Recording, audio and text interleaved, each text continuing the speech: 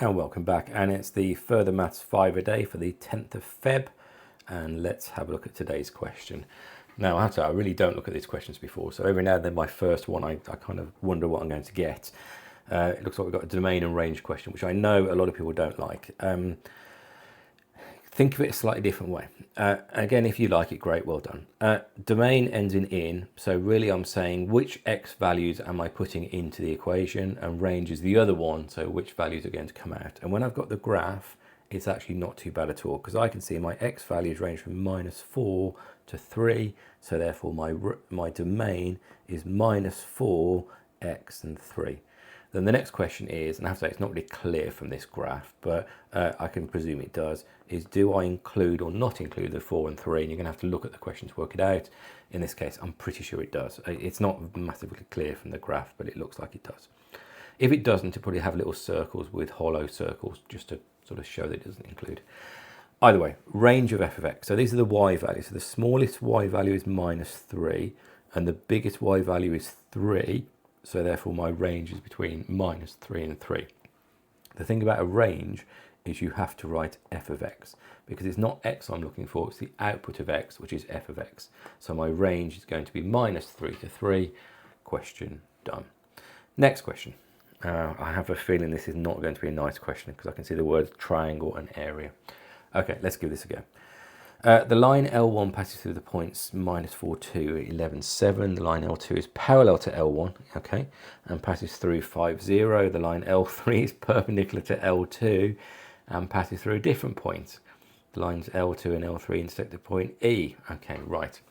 I normally say don't worry about making your diagram accurate, but I am thinking that some sort of reasonable diagram might be helpful here. But let's just start working some stuff out, shall we? So L2 is parallel to L1. So let's start by working at the gradient to get from A to B. So A to B goes up 5, and it goes across from -4 to 11, which is up 15. Okay, at least that's a relatively easy number, which is going to be a third. L2 is parallel to L1, so therefore L2, my M is going to be a third, and it's going to go through the point 5, 0. So in other words, for L2, it goes through 5, 0, which means y minus 0 equals a third x minus 5. In other words, y equals a third x minus 5 over 3. Wow, didn't make these easy at all, did they?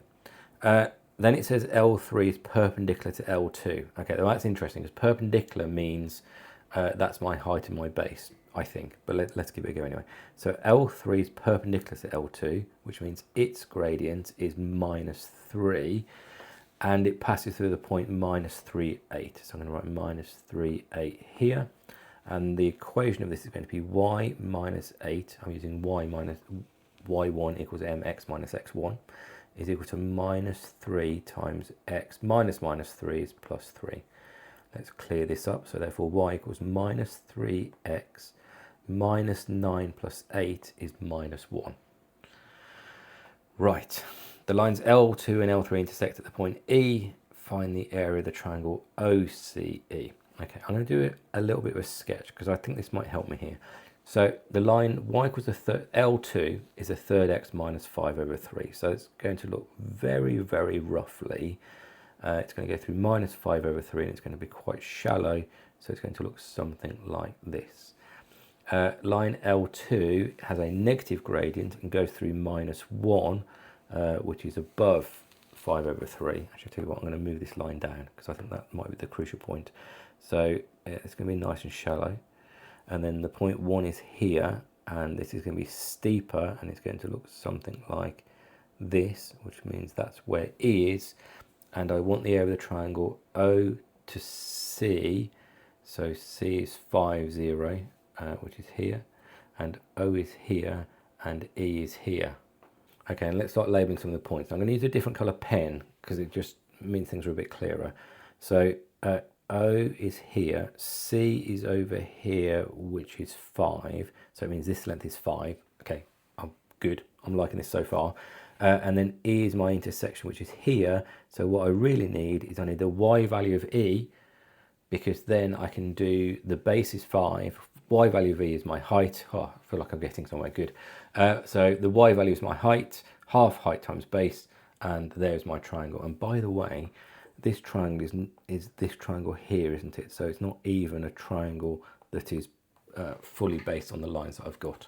Okay, right, let's find this intersection point. So back to blue. So the intersection point is where L1 equals L2. So in other words, 1/3 x minus 5 over 3 is equal to minus 3x minus 1. I don't like fractions, so I'm going to multiply everything by 3. So x minus 5 equals minus 9x minus 3. Move my x's to the sides, that's 10x.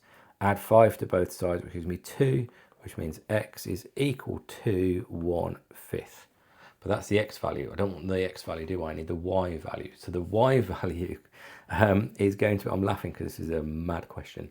So the y value, and I'm going to use this equation here to find the y value.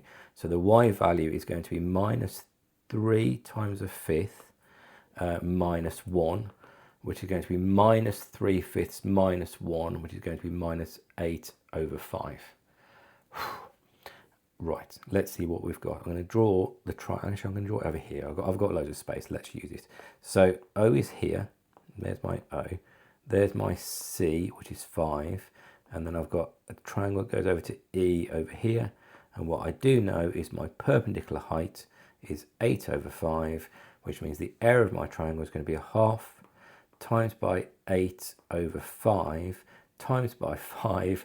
This is actually a nice number after all that. 8 over 5 times 5 is 8. Half of that is 4. So therefore it's going to be 4 units squared. Wow. What a question. If you got that, well done. I mean, I quite enjoy those questions, but I have to say, if I got that in an exam, I'd probably enjoy it a little bit less. Let's hope we end on a slightly easier note. Y equals 6x squared. Work out dy dx. Okay, we do. Thankfully, not too bad. The key to this question is you are going to write it in the terms of an index value. So 6 times x to the power of 7 minus 4x to the minus 3. So if I differentiate, bring down the power, 42x to the 6. Bring down the power is plus 12x, and then take away 1 is minus 4. And that is that question done. Much quicker than the question before. Right, what a great day for real thinking questions. If you got that, well done. If you didn't go through it again, double check it, draw a nice diagram. It's the kind of question that's fun to do, awful in an exam, but either way, well done. Do like, subscribe, and I'll see you for tomorrow. Thanks all.